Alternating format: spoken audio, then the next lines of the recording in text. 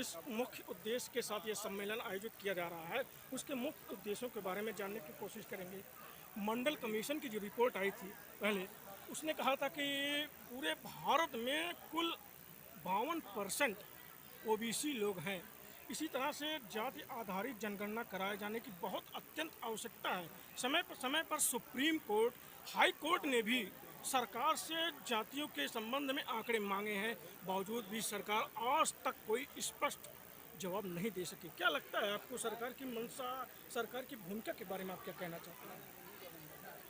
देखिए, सरकार हमारी, चाहे वर्तमान सरकार हो या इससे पहले भी जो सरकारें रही हैं, वो ओबीसी या पिछड़ा वर्ग पूरा, जिसमें ओबीसी, एससी, एसटी, माइनॉरिटी सभी सम्मिलित हैं, उनके हक अधिकारों को संविधान में प्रदत्त सिद्धांत समता समानता के आधार पर नहीं देना चाहती। हमारा संविधान समानता के आधार पर निर्मित हुआ है और समानता का तात्पर्य ये है कि जिसकी जितनी संख्या भारी उसकी उतनी हिस्सेदारी।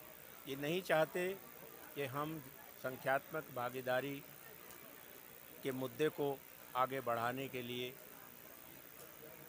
जाति जनगणना करें।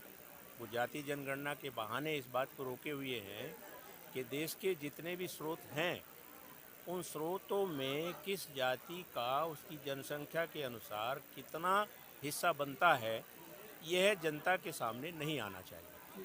तो मुख्य मुद्दा इसी वजह से रहता है कि वो जाति जनगणना कराने के पक्ष में नहीं है।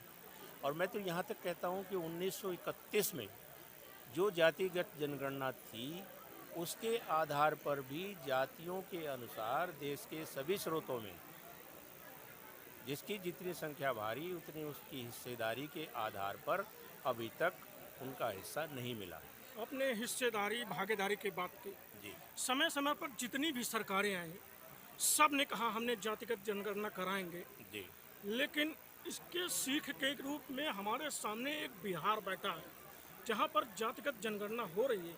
उसके खिलाफ भी सुप्रीम कोर्ट में सरकार जा पहुंची, सुप्रीम कोर्ट से हार गई। उसके बाद तत्काल उन्होंने अपनी याचिका वापस लेकर के एक ऐसी याचिका डाल दी जिससे पिछड़ा वर्ग के लोगों को ये न लगे कि भारतीय जनता पार्टी पिछड़ों के खिलाफ काम कर रही है। क्या लगता है भारतीय जनता पार्टी 2024 के चुनाव से पहले ओबीसी लोगों को साधने की कोशिश कर रही है?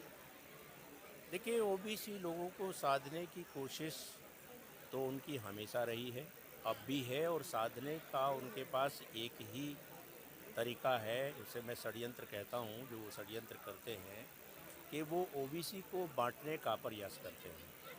पहले भी उन्होंने इस तरह की बातें की हैं कि पर्टिकुलर जाति, चाहे वो यादव हों और दूसरी शेड्यूल कास्ट शेड्यूल ट्राइब में चमार हों, उन लोगों के बारे में बातें उड़ाई गई हैं कि ये सभी जो आरक्षण है इसकी मलाई ये लोग चाट गए हैं।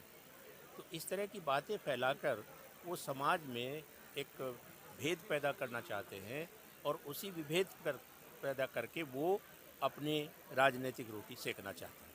बहुत बहुत धन्यवाद। हम